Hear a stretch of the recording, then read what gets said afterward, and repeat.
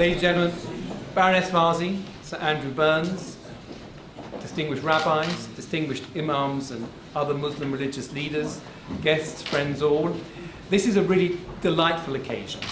We're going to talk about an event which is of huge importance to us, the Holocaust, but talk about it in a positive way and drawing lessons from it which are great both about the Holocaust but also for the future. It's not for nothing that the Germans described the first mass murder of the Jews in Eastern Europe as Operation Nacht und Nebel, night and fog, because they didn't want the true nature of what they were doing to be revealed.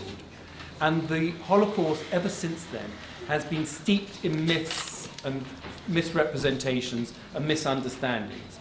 And an evening like this is wonderful, not just to express our appreciation for great heroes in the war, but also to dispel a couple of myths which have arisen in relation to the Holocaust and actually put the lie to them. And there are two particular ones that we should appreciate.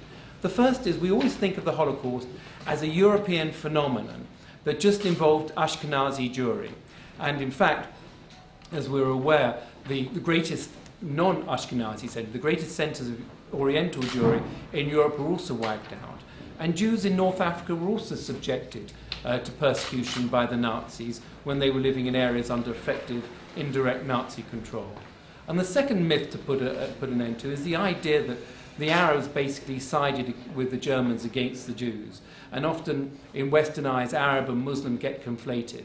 And so the Muslims are all cast in a sort of evil light that they cooperated with this ghastly crime. And in fact, the truth is very different. And we've got an example here, both in Europe and in North Africa, of tremendous Muslim heroism. And reading the stories, it's quite dramatic, of people who at risk to themselves and at risk to their family gave shelter to Jews, and in one case, a man who lost his pregnant wife as a result of it. It's a tremendous courage that was shown.